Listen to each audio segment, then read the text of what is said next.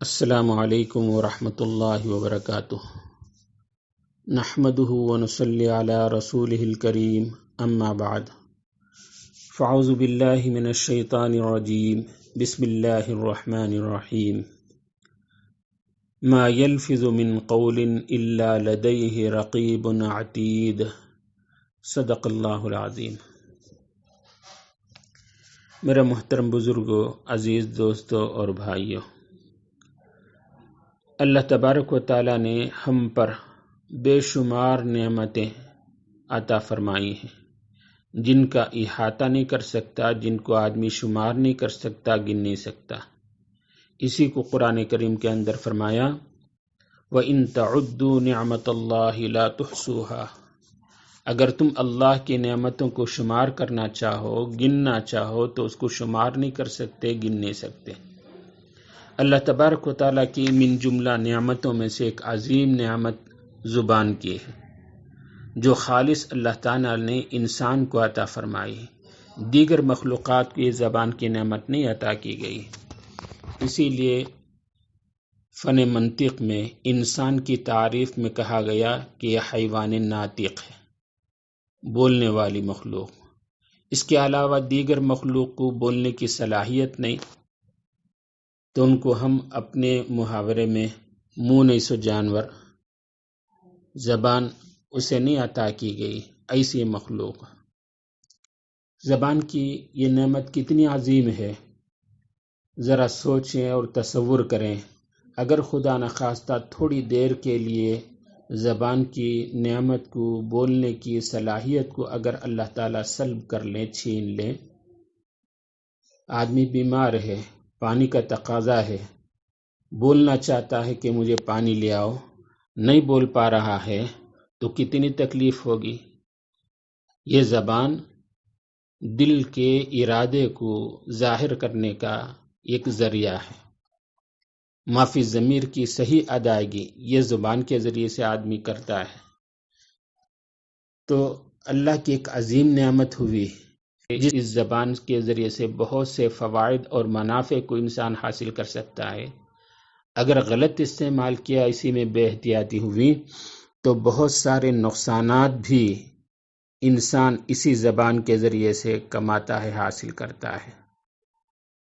اس مختصر وقت میں آپ حضرات کے سامنے 3 باتیں عرض کروں۔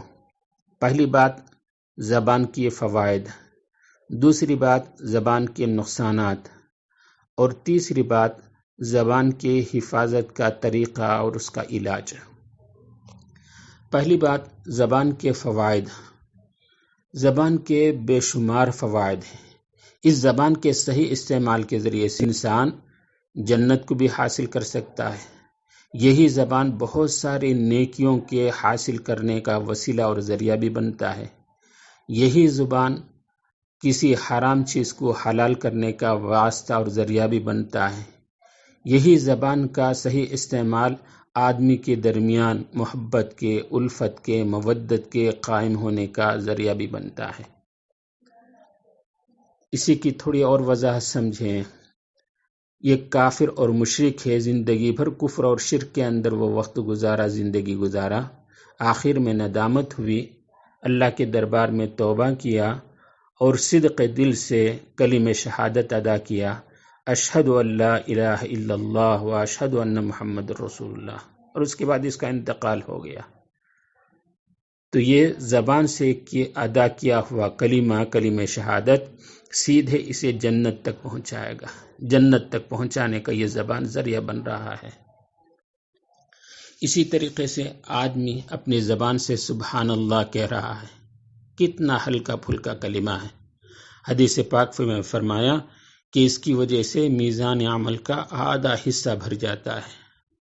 ایک اور حدیث میں فرمایا، بخاری شریف کی روایت ہے، بخاری شریف کی آخر حدیث ہے، کلمتان خفیفتان علی اللسان ثقیلتان فی المیزان سبحان اللہ و بحمدہ سبحان اللہ العظیم۔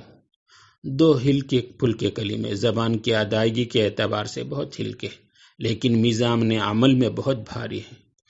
ایک سبحان اللہ و بحمدہ اور دوسرا سبحان اللہ العظیم۔ تو یہ زبان کے استعمال سے آدمی بہت سارے ثواب کو حاصل کر سکتا ہے، جیسے حدیث میں فرمایا قرآن کریم کی تلاوت کر رہا ہے، ایک ایک حرف کی ادائیگی پر اسے 10 نیکیاں لکھی جاتی ہیں۔ یہ زبان کا استعمال ہے۔ آدمی اس زبان کے ذریعے سے دوسرے کو علم سکھا رہا ہے، دین سکھا رہا ہے، یہ اس کے لیے صدقہ جاریہ ہے۔ آدمی کے مرنے کے بعد بھی جتنے لوگ اس کے علم پر عمل کریں گے وہ سب کے سب اس کے نام اعمال میں لکھا جائے گا۔ اسی زبان کے ذریعے سے آدمی دوسرے کو صلہ رحمی کی باتیں کر سکتا ہے، تسلی کے کلمات ادا کر سکتا ہے۔ زبان کے صحیح استعمال سے اور اس کے شیرینی زبان سے دوسروں کی محبت کو حاصل کر سکتا ہے۔ بلکہ ایک حدیث میں فرمایا حضور پاک سرکار دو عالم صلی اللہ علیہ وسلم نے، ان الرجل لا يتكلم بالكلمة من الخير ما يعلم مبلغها يكتب الله له بها رضوانه يوم يلقاه، او كما قال۔ ترمذی کی روایت ہے، مشکاۃ شریف میں بھی صفحہ 412 کے اندر یہ ہے کہ آدمی بسا اوقات اللہ کی رضامندی کا ایسا کلمہ زبان سے ادا کرتا ہے، آدمی کو اس کی حقیقت کا پتہ نہیں کہ کتنا عمدہ کلمہ ہے، کتنا عظیم کلمہ ہے، لیکن اللہ کے حضور وہ اتنا عمدہ ہے، اللہ کو وہ کلمہ اتنا پسندیدہ ہے کہ اللہ تعالیٰ قیامت تک کے لیے اس کی رضامندی اس کلمے کی وجہ سے اسے لکھ دیتے ہیں۔ یہ اللہ کی رضامندی والے کلمات ہیں۔ یہ زبان کا وہ صحیح استعمال ہے کہ جس کے ذریعے سے آدمی نیکیوں کو حاصل کر سکتا ہے، جنت کو حاصل کر سکتا ہے، اللہ کا قرب کا ذریعہ اور وسیلہ بن سکتا ہے، لوگوں کے درمیان محبت کے الفت کے قائم ہونے کا ذریعہ بن سکتا ہے۔ اس کے برخلاف یہی زبان اگر اس کا غلط استعمال ہو تو یہ جہنم میں پہنچانے کا سبب بنتا ہے، لوگوں کے درمیان دشمنی، عداوت اور فساد کا بھی یہ سبب بن سکتا ہے۔ بلکہ ایک حدیث کے اندر ہے، حضرت معاذ رضی اللہ تعالیٰ عنہ کے سوال پر آپ علیہ الصلوۃ والسلام نے فرمایا، هل يكب الناس في النار على وجوههم الا حسائد السنتهم، او كما قال۔ ترمذی شریف کے اندر یہ روایت ہے، ابن ماجہ میں بھی۔ فرمایا، اے معاذ، کیا جہنم کے اندر لوگوں کو لے جانے والی چیز، اوندھے منہ جہنم میں ڈالنے والی یہ زبان کا؟ اسی لیے ایک روایت کے اندر ہے، حضرت ابو بکر صدیق رضی اللہ تعالیٰ عنہ اپنے زبان کو پکڑ کر کھینچ رہے تھے، تو کسی دیکھنے والے نے پوچھا یہ کیا کر رہے ہو؟ تو حضرت ابو بکر صدیق رضی اللہ تعالیٰ عنہ نے فرمایا، ان ھذا اوردنی الموارد، کہ اسی زبان نے مجھے بہت سارے خطرناک مواقع کے اندر کھڑا کر دیا۔ زبان اپنے تمام اعضاء کے اندر سب سے چھوٹا جزا اور سب سے چھوٹا حصہ ہے، لیکن اس سے اگر گناہ کو شمار کیا جائے، اس کی غلطیوں کو شمار کیا جائے تو اس سے نکلنے والے بے شمار گناہ ہیں۔ امام غزالی علیہ الرحمہ نے اپنی کتاب احیاء العلوم میں ایک جگہ لکھا ہے، جرمہ صغیر جرمہ کبیر۔ یہ زبان کے حصے کے اعتبار سے تو اس کا جزا بہت ہی تھوڑا ہے، لیکن اس کا جرم اور اس کا گناہ بہت بڑا ہے۔ جسامت کے اعتبار سے بہت چھوٹا، لیکن گناہ کے اعتبار سے اسے بہت بے شمار گناہ اس سے نکلتے ہیں، صادر ہوتے ہیں۔ زبان سے نکلنے والے گناہ میں جھوٹ ہے، زبان سے نکل رہا ہے، جبکہ قرآن کریم میں جھوٹ کے بارے میں لعنت ہے، الا لعنت اللہ علی الکاذبین۔ آدمی اسی زبان سے غیبت کرتا ہے، دوسروں کی برائی بیان کرتا ہے، اور مجلس میں اس سے مزے لیتے ہیں لوگ، جبکہ قرآن کریم میں فرمایا، وَلَا يَغْتَبْ بَعْضُكُمْ بَعْضًا أَيُحِبُّ أَحَدُكُمْ أَنْ يَأْكُلَ لَحْمَ أَخِيهِ مَيْتًا فَكَرِهْتُمُوهُ۔ تم آپس میں ایک دوسرے کی غیبت نہ کیا کرو، ایک دوسرے کی برائی بیان نہ کیا کرو۔ کیا تم میں سے کوئی اس بات کو پسند کرتا ہے کہ اپنے مردار بھائی کے گوشت کو کھائے؟ تو گویا غیبت کرنے والا اپنے مردار بھائی کے گوشت کھانے کے مترادف ہے۔ زبان سے نکلنے والے گناہ میں حسد بھی ہے، جبکہ حسد نیکیوں کو کھا جاتی ہے۔ جی، حسد والے کلمات دوسروں سے کے سامنے کر رہا ہے، حدیث میں فرمائے ان الحسد یأکل الحسنات کما یأکل النار الحطب، حسد نیکیوں کو اس طریقے سے کھا جاتی ہے جیسے آگ لکڑی کو کھا جاتی ہے۔ زبان سے نکلنے والے گناہ میں گالم گلوچ ہے، لعن طعن ہے، چغلی ہے، ایذا رسانی اور دوسرے کو تکلیف دینے والی اور دل کو زخمی کرنے والی کلمات ہیں۔ جبکہ مسلمان کی شان حدیث پاک میں فرمائی المسلم من سلم المسلمون من لسانہ و یدہ، مسلمان کی علامت اور مسلمان کی شان تو یہ ہے کہ دوسرا مسلمان اس کے ہاتھ سے اور اس کے زبان سے محفوظ رہے، بغیر تحقیق کے دوسرے کی باتوں کو نقل کر دینا، جیسے عام طور پر واٹس ایپ میں نقل کر دیا جاتا ہے۔ اس کو حدیث میں فرمایا کفا بالمرء کذبا ان یحدث بکل ما سمع، آدمی کے جھوٹے ہونے کے لیے یہ بات کافی ہے کہ آدمی ہر سنی سنائی بات کو بلا تحقیق دوسروں تک نقل کر دے، بلکہ یہی زبان اس کے غلط استعمال سے جہنم تک پہنچا دیتی ہے۔ زبان سے کفریہ کلمہ ادا کر دیا، اللہ کے شان میں یا حضور کے شان میں ایسے نازیبا کلمات استعمال کر دیا جس کی وجہ سے آدمی کفر تک پہنچ جاتا ہے، جہنم تک کی بات یہ کلمہ آدمی کو پہنچا دیتی ہے، اللہ کی ناراضگی کا سبب بن جاتی ہے۔ حدیث پاک میں فرمایا ان العبد یتکلم بکلمۃ من الشر ما یعلم مبلغها یکتب اللہ بها یہ علیہ سخطہ الی یوم القیامہ، بس اوقات آدمی زبان سے ایسے برے اور گندے کلمات نکال دیتا ہے جس کی حیثیت کو وہ خود نہیں جانتا، لیکن اللہ تعالیٰ اس کی وجہ سے اسے قیامت تک کے لیے ناراضگی لکھ دیتا ہے۔ اسی کو قرآن کریم میں فرمایا وَتَحْسَبُونَهُ هَيِّنًا وَهُوَ عِندَ اللَّهِ عَظِيمٌ، آدمی اس کو بہت ہی معمولی سمجھتا ہے، اس کی کوئی حیثیت نہیں ہوتی، لیکن یہ کفر کا کلمہ ایسا ہوتا کہ اللہ تبارک و تعالیٰ کے نزدیک بہت سخت ہوتا ہے۔ ایسے ہی زبان سے بے احتیاطی سے نکلنے والے کلمات صحابہ پر تنقید ہے، اولیاء اللہ کی شان میں علماء کے خلاف بہتان ترازی ہے، جبکہ حدیث پاک میں فرمایا اللہ اللہ فی اصحابی لا تتخذوہم غرضا من بعدی، کہ تم اللہ سے ڈرو، میرے صحابہ کے بارے میں اللہ سے ڈرو۔ اور صحابہ کی شان میں فرمایا اصحابی کالنجوم بأیہم اقتدیتم اہتدیتم، میرے صحابہ تو ستارے کی طرح ہیں، ان کے شان میں گستاخی نہ کرنا، تو ان صحابہ میں سے جس کسی کی تم اقتدا کرو گے تم راہ راست پر پہنچ جاؤ گے۔ آدمی زبان کے ذریعے سے غصے کے وقت میں بس اوقات ایسا کلمہ نکال دیتا ہے، غصے کو ضبط نہیں کرتا، ایسا کلمہ نکال دیتا ہے بعد میں سالوں تک اسے افسوس کرنا پڑتا ہے۔ شوہر اور بیوی کے درمیان جھگڑا ہو گیا، غصے میں تو میں کی بات ہو گئی، اتنے میں شوہر غصے میں بے تاب ہو کر 3 مرتبہ طلاق کا کلمہ نکال دیا، کہ جس کی وجہ سے وہ عورت ہمیشہ کے لیے اس پر حرام ہو گئی۔ بیوی بچے روڈ میں کھڑے ہو گئے، ان کا کوئی سہارا نہیں، بیوی بچوں کی پریشانی، 2 گھر آپس میں تباہ ہو گیا، گھروں کا رشتہ ختم ہو گیا۔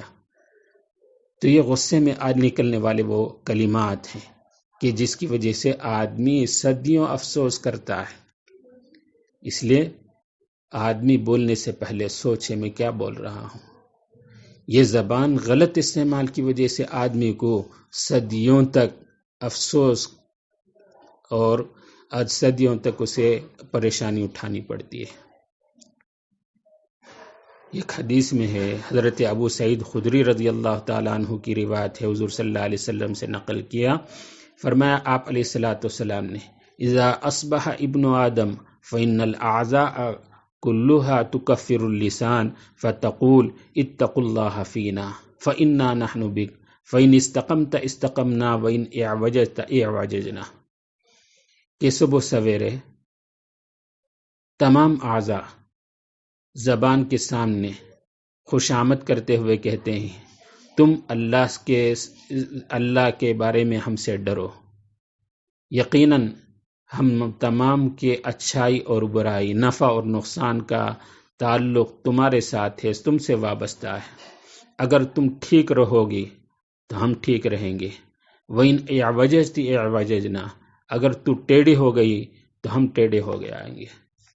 زبان کسی کے ذریعے سے کسی کو گالی دے دیا تو اب یہ زبان کا چھوٹا سا عضو ہے، گالی دے کر کسی کو برا بھلا کہہ کر 32 دانتوں کے اندر محفوظ ہو گیا۔ اب وہ آدمی اسے پیٹ رہا ہے، کہیں جسم کو اسے چوٹ لگ رہی ہے، ہاتھ پر یا سر پر یا پیٹھ پر مار رہا ہے، تو یہ تمام اعضاء جو مار کھا رہے ہیں، پٹ رہے ہیں، یہ زبان کے غلط استعمال کی وجہ سے۔ زبان نے یہ برا کلمہ گالم گلوچ کا استعمال کیا، وہ تو زبان محفوظ رہ گئی لیکن اعضاء اس کی وجہ سے پٹ رہے ہیں۔ اسی کو فرمایا وَإِنْ اعوججت اعوججنا، اگر تو ٹیڑھی ہو گئی تو ہم ٹیڑھے ہو جائیں گے۔ تو زبان کے اچھے استعمال اور غلط استعمال کا اثر تمام اعضاء پر پڑتا ہے، اس لیے زبان کی استعمال کی فکر کریں، اس کی حفاظت کریں۔ اب تیسری بات، زبان کی حفاظت کا طریقہ کیا ہے؟